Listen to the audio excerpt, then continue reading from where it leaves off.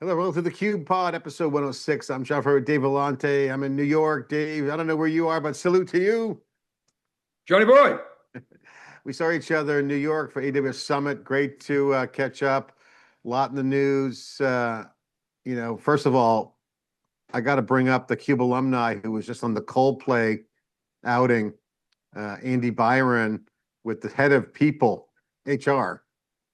I mean, Kiss Cam gone bad, Dave, is all over broke the internet. And so what's happened is our videos are headlining most of the stories because he was on the Cube. His last recent media appearance was on the Cube here at the NYSC, and he was at reInvent. And if I interviewed the co-founder, they got a great product. And I know a lot of people are signing contracts with them, so they're a unicorn. Two things on that is, one, he's a CUBE alumni in one of the most viral, entertaining / salacious things I've seen in a long, long time. I don't think I've seen something this dominant, something so small. Well, not small, pretty big. He's cheating on his family, but it went so viral. You had Kiss Cam at Coldplay cheating adults, and then they tried to hide it. All that coming together on a slow news day broke the internet. It was like the perfect storm of meme virality. I mean, everyone knows what a Kiss Cam. Ever been to a game, right? Been there, has done that. But this was just unbelievable impact.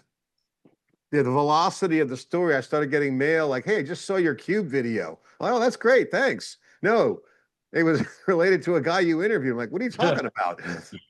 So that cheater dude. Well, hey, he's busted. He's over 200 million views on Twitter. I just did a search on his name because usually the CUBE video pops up first. There's so many news articles. There's so many memes. It's just absolutely bad place, bad time. There's zero chance that he could recover from this. I mean, I don't see any chance he has a job in a week.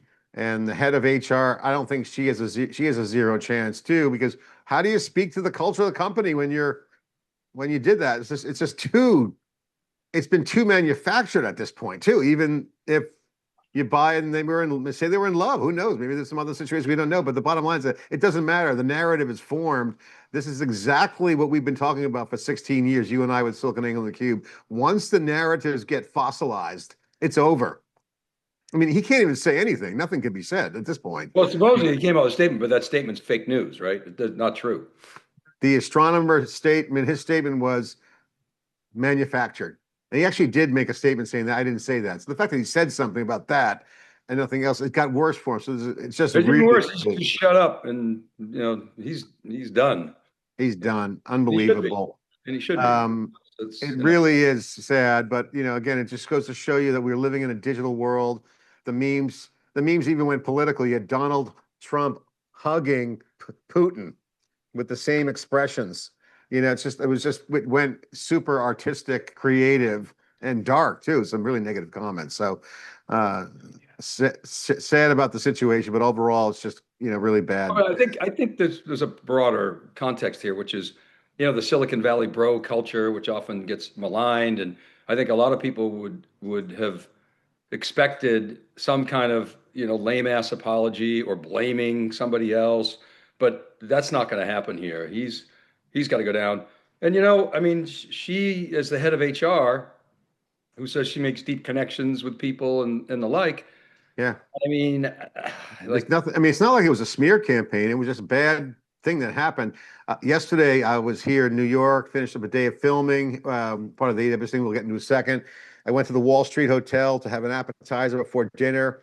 I check up on my email. I'm sitting at the bar, and I said to the bartender, "Hey, did you see that thing?" "Oh yeah, I saw that Coldplay." So he knew about it, and then Brian Bauman's wife knew about it. Everyone was seeing it on mainstream. The guy sitting next to me, okay, literally next to me, says, "I just signed a massive contract with Astronomer. I think I'm going to call him and negotiate and get a better deal." So the mindset, and I said to myself right there, I think I might even texted you at this point. It's over for him. The fact that the guy next to me just signed a contract with Astronomer, his first reaction was, "They're in shit. I'm going to try to negotiate a better deal." I said, they're done. There's just no way they have to make a change.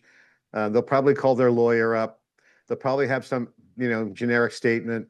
They'll probably say they're going to have an investigation. They say they're going to follow up, but they just can't. I mean, they're going to just phase them out of it. Let this thing die. What I would do is I'd say, look, just don't say a word. Get management lined up.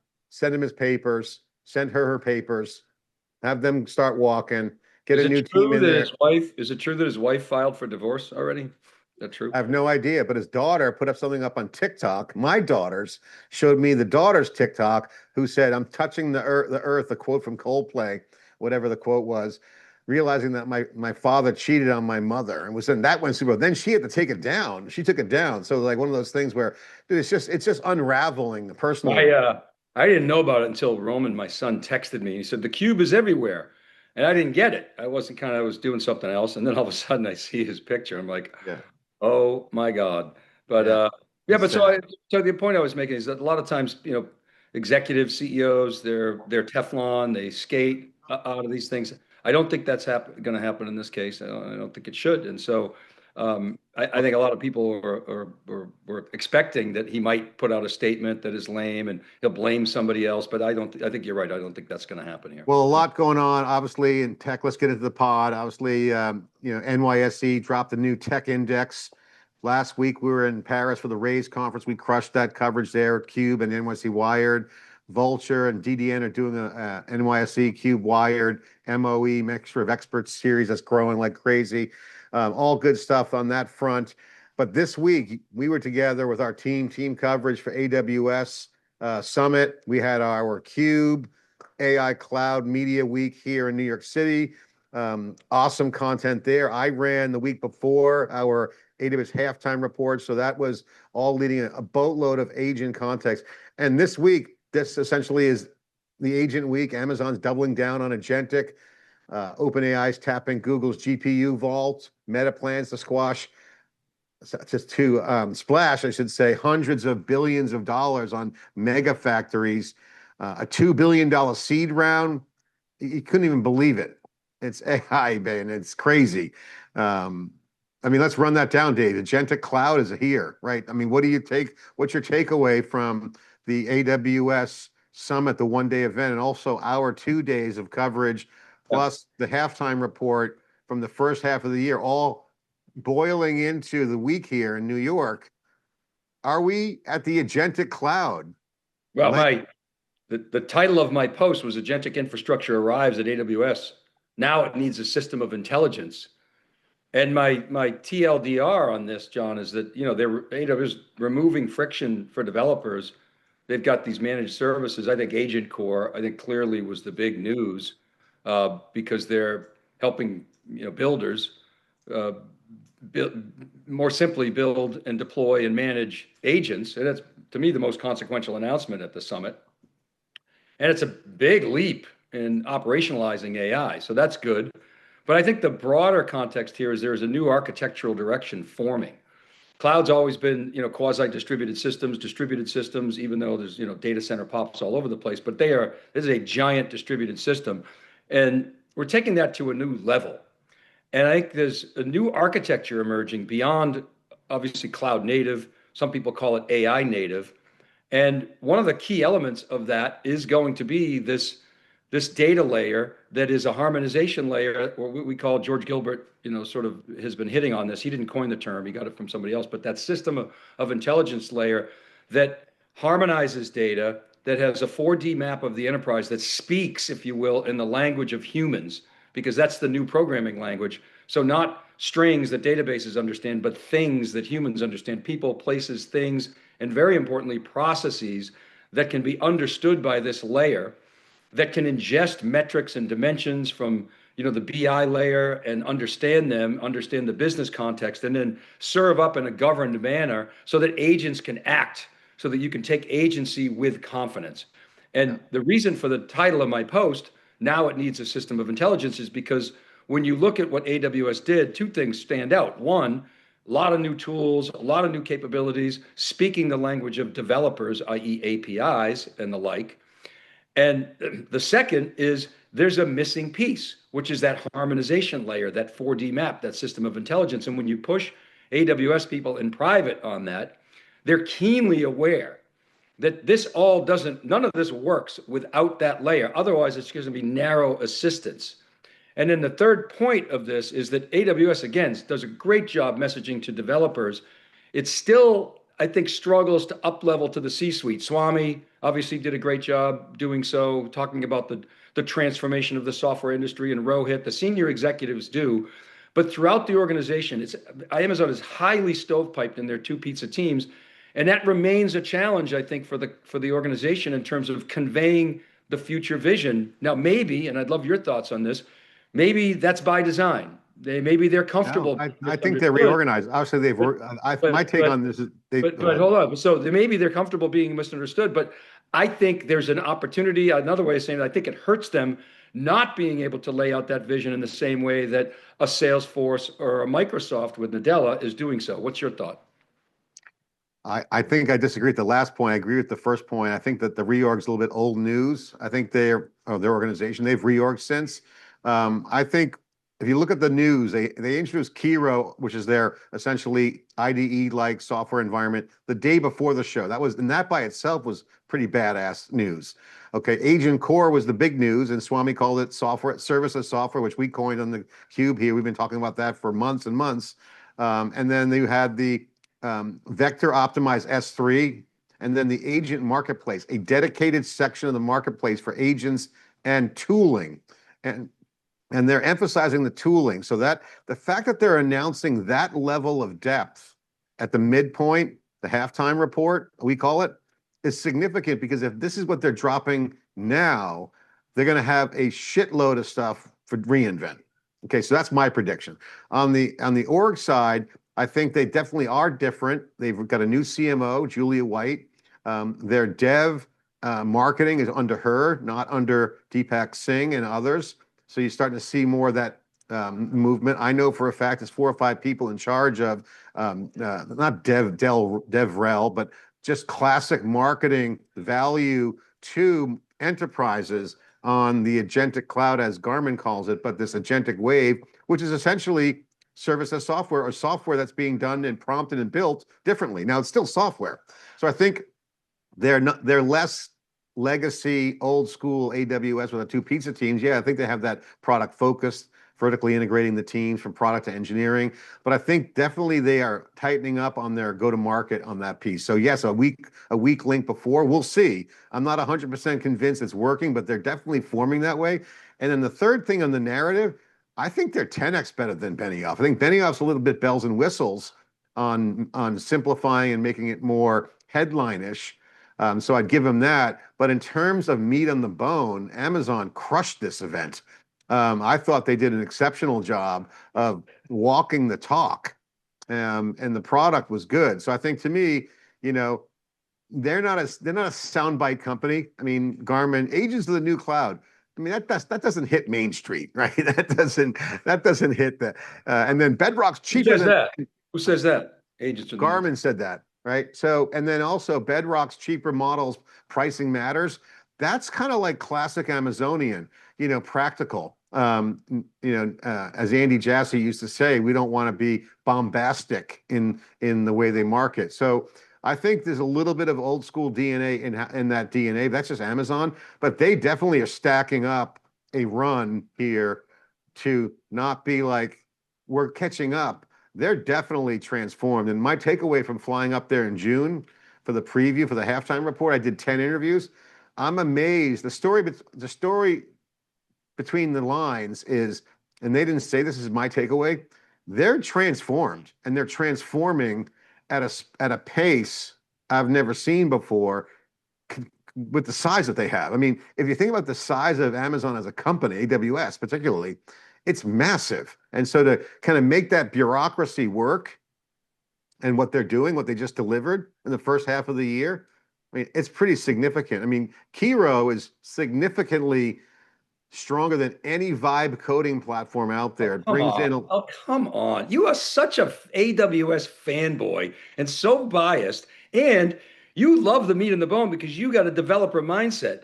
I, who don't have that depth of developer understanding and am more aligned with an executive mindset, are like, oh my God, it's just all these tools that they're throwing at me. And I don't know, they're not connecting the dots. And it's just a bunch of more like fire hose stuff. They need to do a better job of uploading. I mean, Kiro is a very lightweight, low code environment. I think Microsoft has run circles around them in low code, as does Google. They are clearly catching up in low code, John. I mean, how can It's you not say? low code, Dave. It's not low code. Okay, first of all, what you should do is like Well, they track. don't even, they You should don't, track. you're right in that. You should track the output. So You're I'll give right you an in that. example. You're right in that they say they basically say, well, it's not vibe coding, but then they use the Yeah. term vibe coding because they want to be relevant in the vibe coding theme. And of No, course, it's not. It's not vibe coding platform. I said they've well, taken they vibe talk about coding. it in vibe coding terms. They I use that term. I They say, said don't they're call it taking vibe coding, vibe but we use coding vibe coding. to. I said they're taking vibe coding to a more reliable programmable model. I'll give you an example. So vibe coding, I vibe coded a couple weekends ago and did 4 apps I wanted to run. 2 of them were really good, but they had no web hooks in there. The hooks weren't in there. The search APIs weren't in there. Yeah, I'm not coding anymore, but I could have spent some time, hired someone to do it, and it just dies on the vine. That's why vibe coding doesn't have traction, because it only does things like websites and things of that nature. But when you get into like programming, actually coding, like in an IDE, and you want to have real specs or whatever, you got to build in things like identity, governance, and if you have a VPC, this is Amazonian speak now, developer mindset, you got to get that to work. And if it doesn't work, it'll never make it into production. That's a fact. Number 2, to take an executive mindset, okay, is to say, okay, does it actually help customers? And so if you look at what's coming out of this, and this is where I said we're going to watch it, is what's the result? Because everyone's talking value proposition to the executive suite, but who's delivering? And that's the question that's on the table that everyone's watching. So, Well, it's different. That's different than the point I was making. I mean, so Benioff's message is we are the last generation of managers that will be managing humans only. We are entering an era of agents and humans. Okay, boom. Executives can understand that. You can roll your eyes all you want. Yeah. Nadella's message is we are entering, the agent world. He's been saying that for a while, of digital assistants, and we are here. We are going to be the infrastructure and the software player to enable that. Yeah. What's Amazon's message to the C-suite? Go. Amazon's message to the suite, first of all, their message that you just said wakes up the person What's their message to the C-suite? That's what I want to know. What's AWS's message? I'll answer I can't answer the question because I don't know what their message to the C-suite is. I'll tell you what. Here's all these tools that we have, which are, by the way, great, and everything you're saying about identity and security and everything else. If I didn't have any customers, I'd say, hey, wake up, agents of the future. What's their message to the C-suite? I'll answer it. Let me talk. So I'd say that if I didn't have a product, I would say, agents of the future, wake up. I'll scare you. What's Amazon's message to the C-suite? Answer the question. I will answer the question. I don't know. I don't want to know your critique on Microsoft and Salesforce. Give me that later. What is Amazon's message to the C-suite? Go. Amazon's answer to the C-suite is, if you're trying to build applications to serve your customers, we have the best products for you to do it today. Yeah, and that's what the C-suite's doing, building applications. C-suite's not building. No. Hold on. And they say, doesn't cost as much and it delivers revenue. That's got my attention. Now, if I'm not paying attention to my business, I might wake up from a soundbite that says agents of the future. Oh my God, I better look at my business transformation. If C-suites are very acute to their business and the business transformation, which is bottom line, profit, top line revenue, and bottom line profit. And so they go, okay, how are we doing? What are we spending? What's the ROI on that? These are the questions that a C-suite will ask. What's our security posture? These are things that they always ask themselves. You know that. You cover them like a blanket. Sure. You know the C-suite. So that I buy. That's a good answer. The first part, the developer, you're making my point, is Amazon starts with developer speak. They don't start with wallet speak. And eventually they'll get there, and you can kind of infer it. But it's hard to put the pieces together in a. I'm just saying, there's an opportunity for them. This is great news for them. There's an upside for them to up-level the messaging, like a Jassy does, like Swami does. But when you're talking to the product people, they are still. I disagree. They are still in their two-pizza mindset, trying to work together and fuse that. You've got 20 years of tech debt with two pizza teams and slice the salami that somehow magically Gen AI is going to solve. And I'm skeptical that they've transformed already. It's an infrastructure transformation. So what we've been covering here on theCUBE, as you know, is that you don't just wave the magic wand and throw the pixie dust on things like Gen AI. Oh my God, it's magic. So things like tokens. Okay, I'd go to ChatGPT and I'd type in, calculate my mortgage payment for my loan, and here's the calculation. It Right. does it. Now, I don't need ChatGPT to do that, but it's easy for me as a user. It does the answer, but it's burning tokens. Well, if you're an executive and saying, what's my IT budget to run Gen AI to implement this fraud detection app or whatever, the engineers will say it's $1 zillion. Well, what's happening now in the weeds of the builders that report to the C-suite, they go, I don't want to spend all that token. So things like queries that don't need calculation of tokens will be run on a compute server, a machine that actually does the calculation. I don't even have to burn it, so why do we waste a token on that? And what the engineers are doing, the builders and the developers who are actually architecting the systems for the C-suite, who are demanding applications run and drive their business, is that they're using tokens to do reasoning, the intelligence, the systems of intelligence you talked about. Those tokens cost money, and so money for the GPUs. So what's going on now with things like Kiro is not just a low code environment. It builds tools. So tools that say, take that request and don't run it through the GPU. It's when I say low code, it's low code in the sense that it integrates natural language specs with code generation and debugging, and it helps automate tasks like testing and documentation. That's what I mean by low code, is it can speak in natural language. By the way, the announcements that they made were meaty and plentiful and very impressive. I think there's no question about that. And I'm not saying Amazon's behind in AI. I think they're a leader and will continue to be a leader.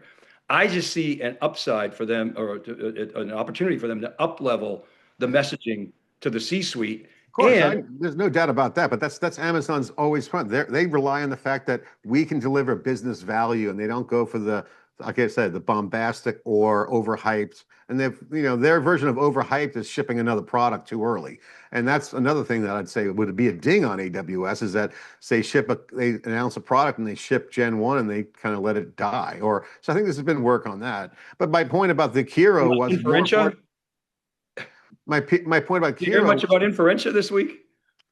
Well, I mean, Trainium is getting still a lot of inference. Oh, Is still Trainium is awesome. I So, think Inferentia is dead, but they still talk about it a little bit. What do you know about Inferentia? I think it's dead. they're going to merge the chips. Graviton and Trainium are really the two platforms. But Yep, bingo. because you have SageMaker and Bedrock are two different segmented markets, a new tactic's being built at scale that's impacting the Gen AI cost structure, the development ease of use, and the ability to produce agents. And that's what I call.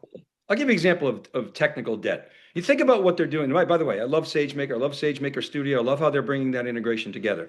They've got technical metadata in Glue. They've got operational metadata in data zones. But now the SageMaker catalog is being merged together, and it's just so convoluted. Why? Because it's 20 years of technical debt and two pizza teams that are now being forced as an abstraction layer to simplify. And that's the challenge that Amazon's going through. And they're doing a tremendous job of doing the hardcore engineering. But like the titans before them, they are solving a lot of the problems that they created over the last 20 years, which is a great business, by the way.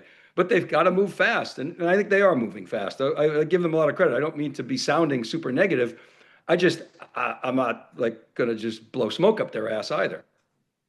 Well, I mean, at the end of the day, it comes down to what people show when they do these kinds of developer events like the Summit, which is a practitioner event, which is mostly builders, not a lot of C-suite there. Maybe some CISOs have teams there, but the people who come to these events that want to hear this kind of content, evaluate it on the merits of what they announce and is it working, right? So I'll give you an example of hype.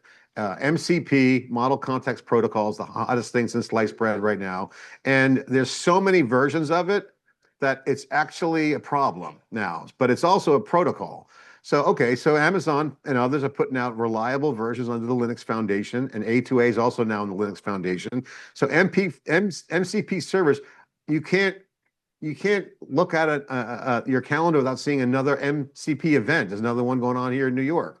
This is where the action is, because the protocols will scale the AI stack. And what Amazon has done is they've actually contributed to both AgentCore and Kiro the ability for stable MCP servers, which they're donating to open source, to create a reliable node to agent activity, right? So, this protocol, okay, Oracle, JFrog, all companies are jumping in, and they are absolutely looking for stability, not sprawl. And you're seeing a lot of MCP servers out there that are kind of untested or the wrong version, people building their own. So you're going to see a lot around this MCP server discussion, because this is the new API-like equivalent for the agent cloud era, because MCP enables Delta to expand their agents to other agents to do things like book a flight, go to a payment rail,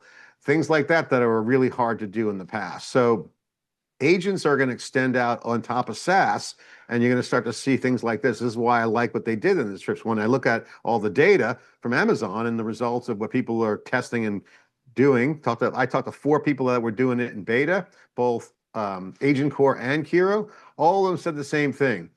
The tooling is all that matters, because the models themselves, this is a direct quote, are becoming less relevant to them, because the models are great to talk to, and little things come out that no one's talking about in the industry, like post training. If you have a model and you want to train it again, it is expensive and hard, right? So like you have a new kind of flywheel developing, and things like MCP server, AgentCore. This is what Amazon is targeting. It's very nerdy, but I got to give them props. If you go back to 2014 timeframe, they were working on stuff when Lambda came out. That's like, wow, that's a small thing, but the impact in the usage was significant. And I think that's what I'm looking at. What's the small and that simple, quiet announcement that no one's talking about that ends up becoming adopted and used? I'll tell you right now, I think Kiro is going to be a hit. I think AgentCore, we'll see how that develops. That reminds me a little bit like Bedrock, but Bedrock is completely different than it was 2 years ago. Bedrock AgentCore is what they call it. So let me make a couple of points and to put a finer point on this. I think what you're right about standards and interoperability. They're getting more than just lip service from AWS. They're actively, as you say, contributing to MCP and A2A protocols, which make multi-agent systems work better across environments. I agree with you. Access to those tools is really going to be the key for agents to be effective. And so AWS's posture is clearly more inclusive in the recognition that not everything is going to go into the AWS cloud. And having said that, I think the strong messaging that I heard at the summit was that AWS wants to be the best place to build and deploy and manage agents. And of course, Bedrock is the critical, that middle layer of that 3-layer stack. The infrastructure, the Bedrock layer, and the app layer, which is, in my mind, their biggest upside opportunity. I think the second piece here, John, is that the ecosystem is such a huge, and I know this, is such a huge advantage for AWS. It's the critical piece of that flywheel. And now with agents and tooling, as you just mentioned, and integrations from third parties that are becoming available in the marketplace, they got to my mind, the richest cloud infrastructure ecosystem. And it drives tangible value for partners. It drives revenue. GSIs, Accenture, Deloitte, TCS had big presence at the show. I was a little surprised that IBM didn't have a bigger presence. I'd like to see more there. And then again, IBM had a big presence there. They were one of the keynote showcases for the marketplace section. Yeah, no, sorry, I didn't speak correctly. In the analyst program, IBM was Accenture, Tata. Last year, Deloitte, even this year, very prominent in the analyst program. We actually visited Accenture's offices, and it was, by the way, it was like the Salesforce Tower view of San Francisco, except we were in New York. So IBM in the analyst program didn't get much love, which surprised me, given the strength of IBM's analyst program and AWS. Those guys got to work together. And then again, my final point is, despite all this great innovation velocity, I think the message to the C-suite is still overly complex and still developer-centric. And I do think that limits strategic resonance at the board level and is an upside opportunity for Amazon. I think, they are bringing in more C-level execs to help with that. And I think it just takes time. But my concern is that Amazon gets pushed down as an infrastructure player, and not seen where the real value is. It's all about value, but you describe value as cutting costs. And that is fundamentally Amazon's value proposition. There's another piece of the value layer, which is driving revenue, which is what application vendors do. And that's where Salesforce is, I think, well positioned, and ServiceNow, and frankly, Microsoft to a large extent, and it's clearly Oracle. They don't worry so much about the underlying infrastructure. They do because AWS forces them to.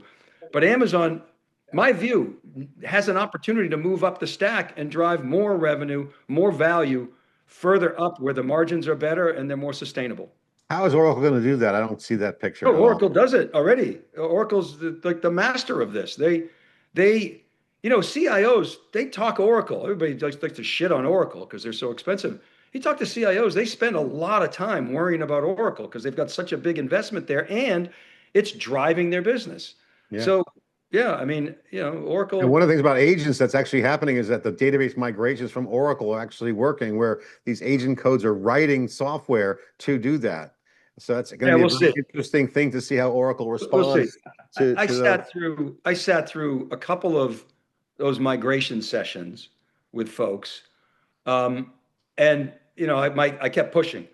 What's the business case to migrate? Oh, we'll save you a bunch of money. Okay, what's the business impact of migrating when I got to freeze the code?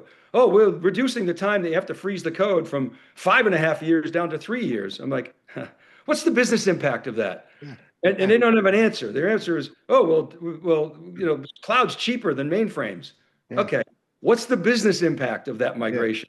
Well, there's an People answer to that. talk, There's actually Amazon still runs on Oracle, there's an They answer. still run There's an their answer to transaction that. systems on Oracle. You know that. There's an answer to that actually. So if someone tries to migrate Oracle to save their Oracle bill, Mhm. usually that they fall into that camp.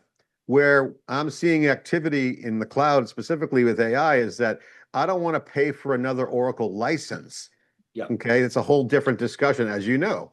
They Mhm. say, great, I will build another database to do that. Yeah. And if it's definitely happening a lot. So No question. so No so I question. think that is not the old Oracle was, but and I need another database, add another license. So, there's a lot of license posturing. We're seeing that a little bit with VMware too, but not to the extent because VMware doesn't have the monopoly Oracle does, although they act like a lot Oracle now. But there are use cases where I could literally buy an Oracle or build something else. And the build to buy before AI was such a high bar that they'd never do it. They just pay the license. Now you're seeing scenarios where I can actually have that built, okay, using either an Amazon database or somebody else and wrap software around it and get the same functionality. That's where I think Oracle's exposed. It's very nuanced, but that's what's coming out of some of these rapid software development environments that use prompt and structured coding. For example, not to go back to vibe coding, Augment is a coding assistant, but they're targeting software development teams, not Replit or like Lovable, who just got $200 million on it. We'll talk about in a second. But these are vibe coding platforms that they'll never be a scalable thing unless they'll never be in production unless they get built. They got to be rewritten. They're using Postgres and all that good stuff. Looks good, great demo. But if you want to really write code in a prompt way, low code, no code, whatever you want to call it, it's got to be real software, right? So there's real software teams that use real software tooling using coding assistants to build real stuff. That's the difference, I think, in this next wave. And that's what jumped out at me this trip was, and the pre-interviews was, there's actually some room in the enterprise for this unclogging of the production path, which we've been reporting on, which is the enterprise AI is hot because the hype is out of control, but two, there's real money and it's their money and they don't have a lot of it. So it's like, it's not like, a mid-sized bank is going to be dropping $1 billion to run a POC. They're gonna be like, okay, scrutinize the budget. So I think it's gonna be a little bit of a nuance there, but you'll start to see examples if this is successful. That's what success looks like. Real code, real applications, running and being built at lower costs. I just want to talk business model for a minute because it relates to the debate that we were having before about Amazon's business. I would say the following. You made a comment about Oracle where Oracle's exposed. Oracle could give away essentially its infrastructure or do so at cost and still have a fantastic business, like make a shitload of money. Microsoft, same thing. I mean, Ballmer couldn't kill Microsoft because they have such a great software franchise. Amazon can't do that. Amazon can't give away the infrastructure at cost and have a great business. It would basically go out of business. It wouldn't be able to fund its business. So that's where I think Amazon is exposed. It's exposed up the stack to the extent that they can figure out how to build their own services that are higher margin, like Connect, and or support builders to compete with the Oracles of the world. Then startups and the like. But even though there are actually a lot of examples of that in the cloud. I mean, basically everybody is a SaaS vendor, right? Came out of AWS, most folks, and now. I mean, I could argue that Amazon gives everything away for free, not even at cost, for free. Okay. Well, how do they get 35% operating then? Because the Oracle, how big is Oracle's ecosystem? No, before I answer that, it's smaller than Amazon's, but how do they get 35% operating margins if they're giving away? I'll just make the question rhetorical. They don't have an ecosystem. Amazon what does that have to do with what you just said? Because AWS's ecosystem is essentially giving away the top of the stack to the ecosystem for a lock spec for the infrastructure. So the only they're going to lose there is leakage to the other clouds like Google, like Microsoft, and then maybe third place Oracle. Now, Oracle's got a big bet going on with OpenAI taking over those data centers in Abilene, Texas. So yeah, Oracle's making moves on the infrastructure side. So Oracle's stuck in the innovator's dilemma because their very profitable business model isn't the same as AWS's. So Amazon's margins come from higher level services where they're tied to the hardware.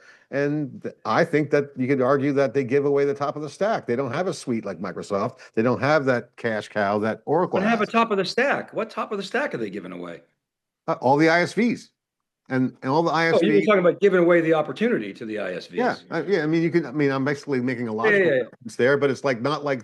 I mean, they're not the same business model as Oracle, so it's a little bit of a comparison. But I would say that if I'm Amazon, Oracle could give away and price subsidize their business, still be good, but they're not cross subsidizing for infrastructure penetration. They have to build that out. They make money. Oracle makes money on infrastructure, and they make gobs of money on applications and database. So yeah, but it's a smaller amount of money than Amazon because they're not as big. That's a fact. So they have small money on their infrastructure business is smaller than AWS. Oh yeah, of course it is. But Oracle's. Again, two apples and oranges. But my point is that Amazon's business model is I think Google's probably in an innovation dilemma too, and I think they're leaning more towards the Amazon model. If you look at Next, they have stuff that competes with the ecosystem, and they're taking the same exact playbook as Andy Jassy had. Right, but so we compete because they want to have Amazon end to end or whatever. That's their tagline. But they lean in favor of the ecosystem where possible in things like the marketplace, joint selling, and Google copied Amazon. But hang on, where's Amazon making money? Amazon makes its money selling hardware, basically selling hardware services, infrastructure. Yeah. Right. Okay. So you've got Google, Microsoft, Oracle, throw in Alibaba if you want. Many people don't want to, all competing. And they all have infrastructure chops. They all have tech. And Amazon gives them a nice umbrella so they can make decent margins. But one could argue that the hardware margins are, I don't make this argument, but people do make it that it's a race to the bottom. I've been hearing hardware is a bad business since I've been in this business. And storage is dead, by the way. Yeah, right. I know. So I don't want to defend that argument. But I mean, you got to talk about storage for a second because that's a good one. Hold on one second. We continue to see 60+% gross margins from people like Pure Storage and Cisco and others. But look at EMC, a company that had 60% gross margins. Then they got eaten away. Dell buys them, puts in servers instead of building expensive controllers, and that margin advantage goes away. But they make it up in volume. So my point is that the hardware business is easier to commoditize than the software business, unless you're going through a major transformation like we are now, which does not necessarily commoditizes it, but it puts it out of business. So because the marginal economics of software is so much better. So the speaking of infrastructure, the big money is about big data centers. Thinking Machines, ex OpenAI, got $2 billion seed round. Lovable, the Vibe coding app, 200 million. first round of funding. Moon Valley got 84 million. Meta's got this, we're going to build out hundreds of billions of caps from AI mega factories, a campus model.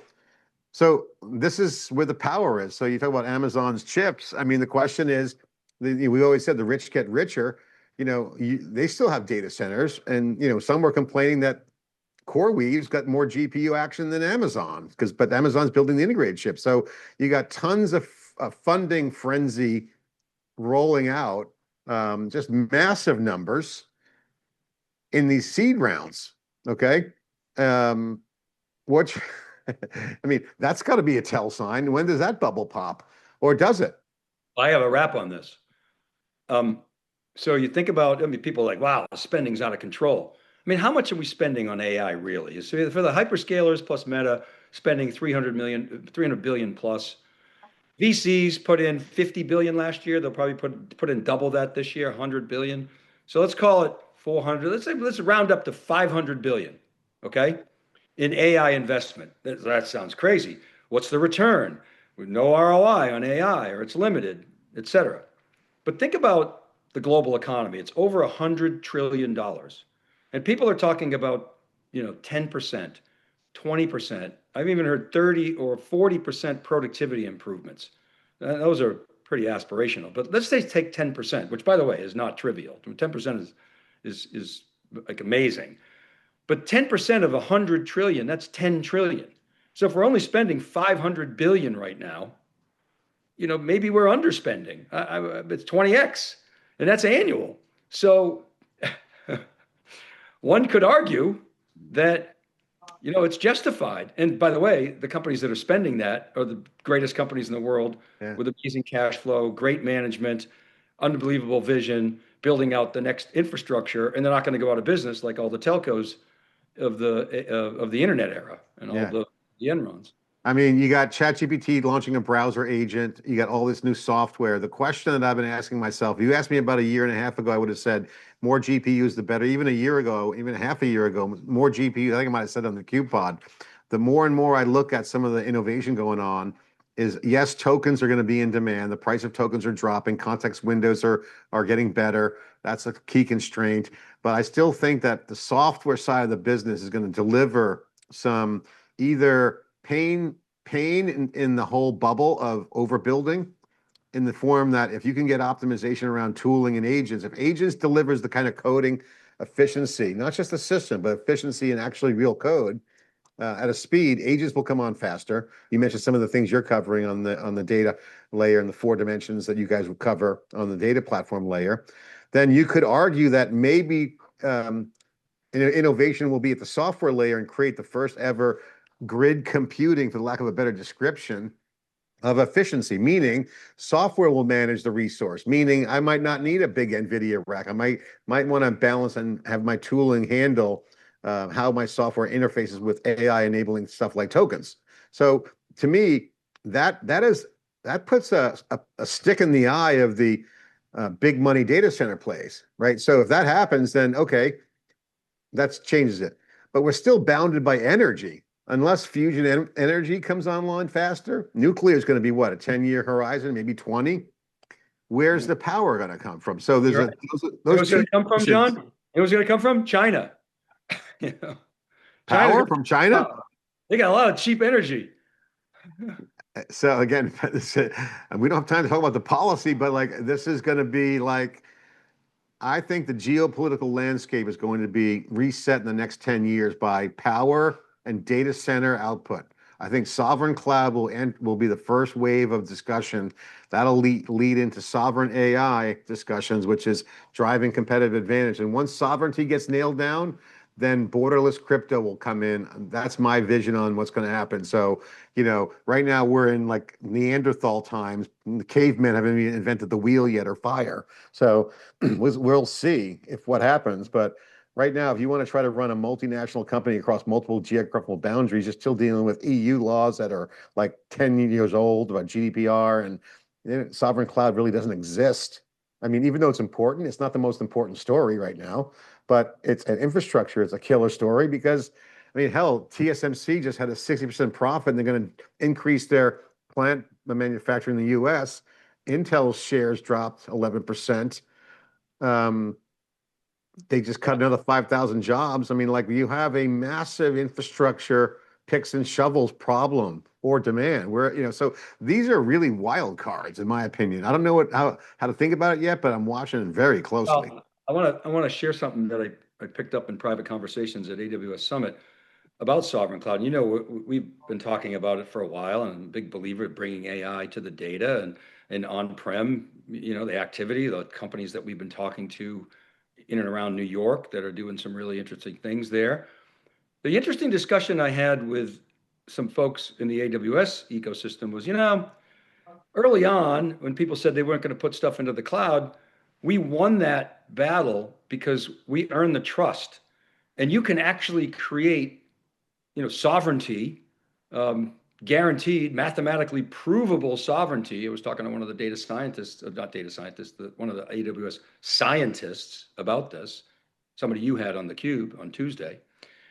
And the conversation went toward, we have an opportunity to earn that trust. And if we can prove sovereignty in the cloud, then you're not going to have to build your own and manage your own data centers. We'll do that for you.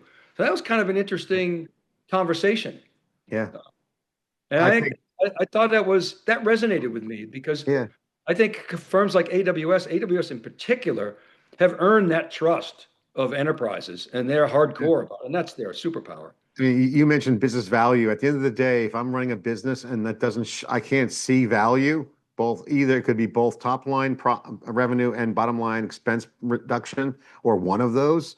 Yep. Yeah, it's not going to work, and I'm not going to make a switch. So the switching costs have multiple dimensions to it now. And if I'm a manufacturer of value in AI, if I don't have a combination of a durable technical moat that accelerates the AI demand curve that's right now, and if they don't have a proven enterprise AI engine, sales enablement engine, they're not going to have a credible path to liquidity.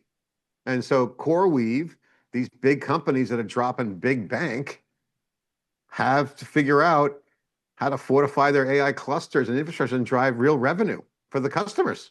Now, if the demand curve spikes and continues to drive where the demand and the value creation is high, that'll work. The moat is a whole nother story. I mean, it's a different animal, but if the demand doesn't convert to revenue or profit, we could be in trouble. I mean, this is what I'm seeing. Every company's going through this right now as they think about going public. Now, I was talking to the folks here in New York, and the IPO window's opening up. We're seeing a lot of heavy pre-IPO movement going on right now, where the Q1 window is going on right now. So if you look at all the activity in the bankers and the private equities, this is the time where people are making the call on the Q1 window for IPOs.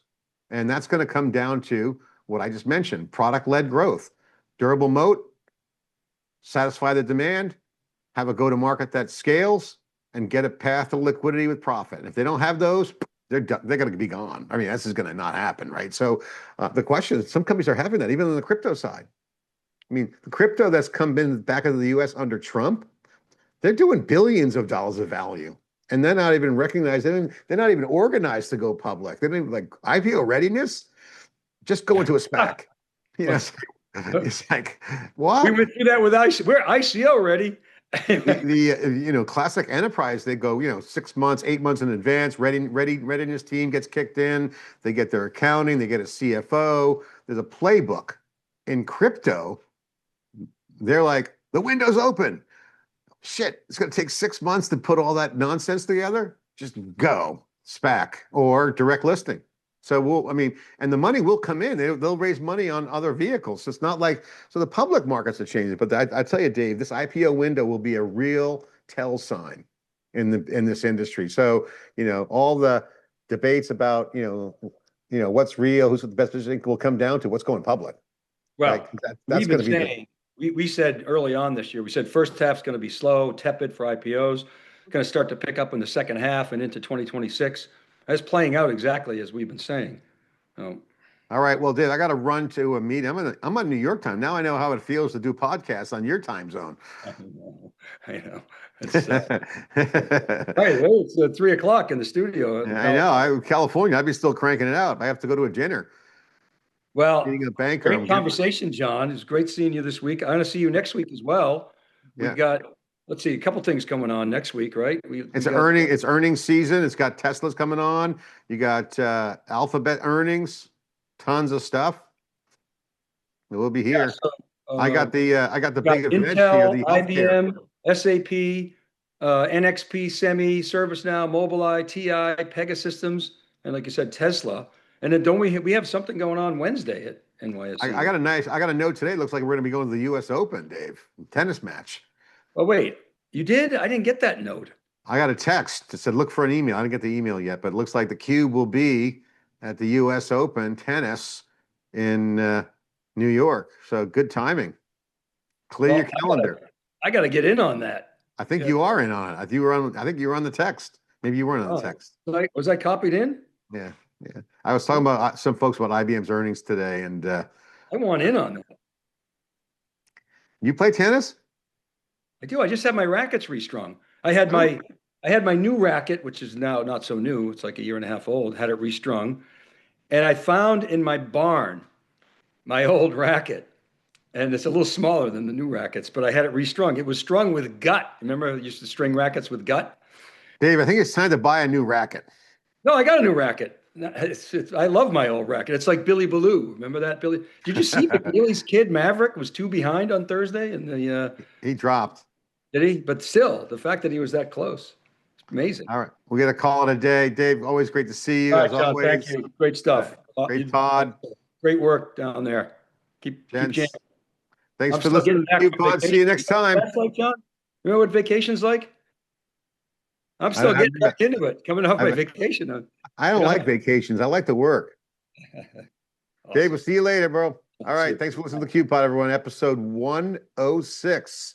And this really is a rocking week. I got to tell you, this has been fun. Dave, we'll see you next time. See you, everybody.